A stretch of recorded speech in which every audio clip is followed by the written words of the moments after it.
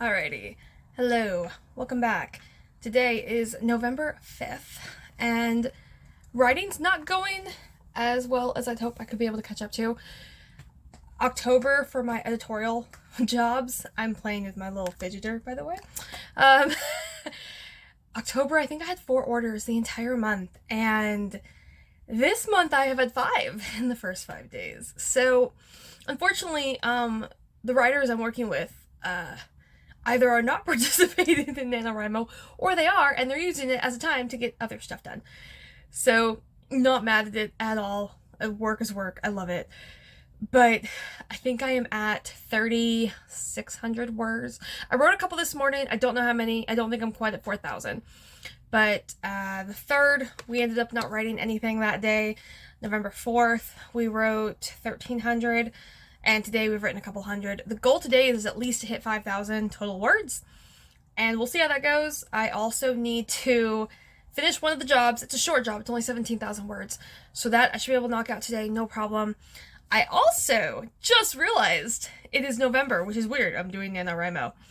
However, my second book, poetry collection, is coming out in February. And my goal is to announce it the end of November, beginning of December. And I don't want to do it with the Amazon copy because of the bar. And of course, I know I can order author proof copies now.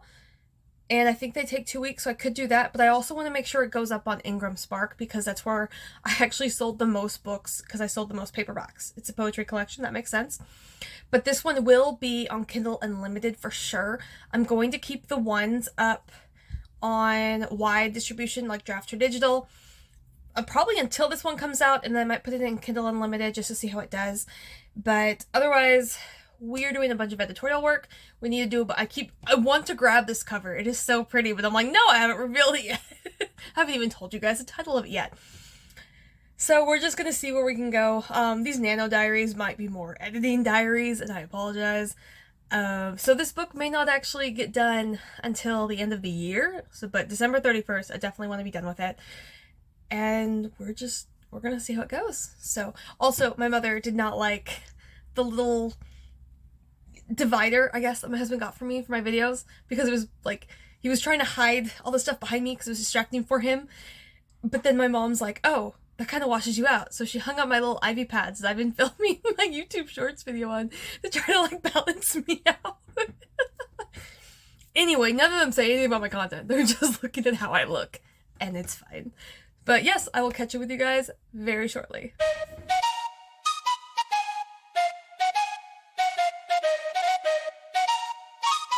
Let's go.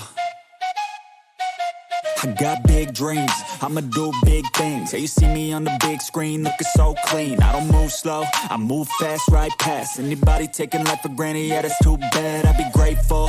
Hey guys! Okay, today is November 10th. This entire experience has shown me I cannot be a vlogger because I don't think I've turned on my camera in about 5 days.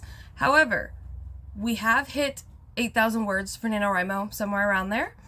And I think we've officially finished Act 1, or we've got maybe like a couple more paragraphs to finish off this chapter, and then we are set.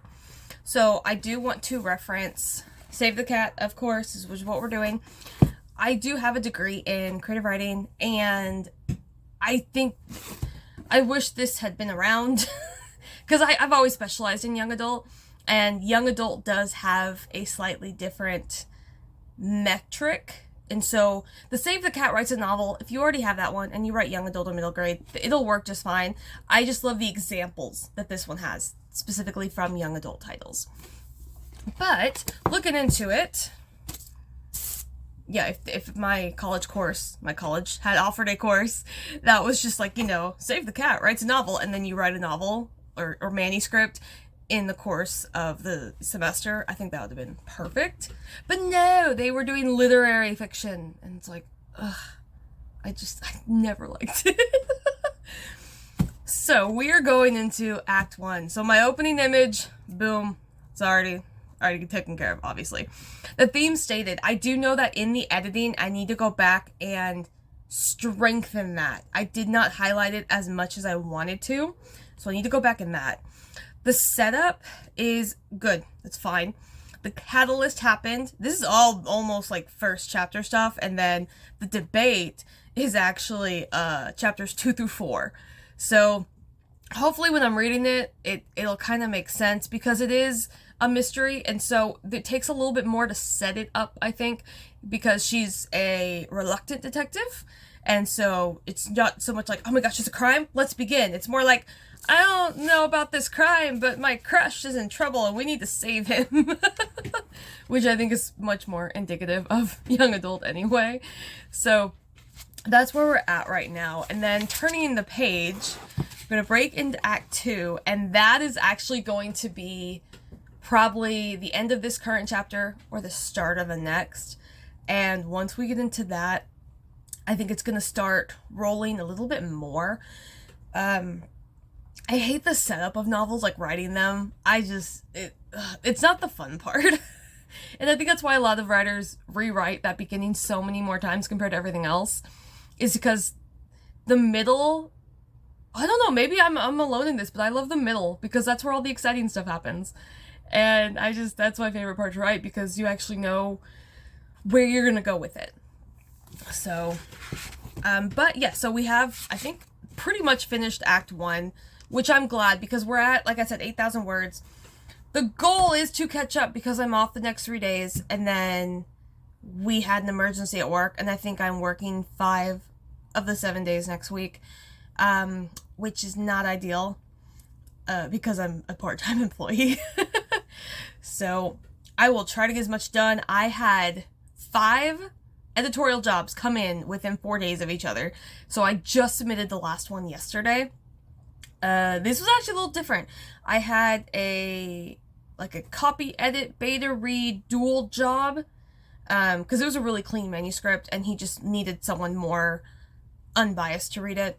And then I had just a normal beta read, and then I had a manuscript critique. I don't do the full manuscripts yet. I do the first 10, 20, or 30 pages. This was the first 30 pages.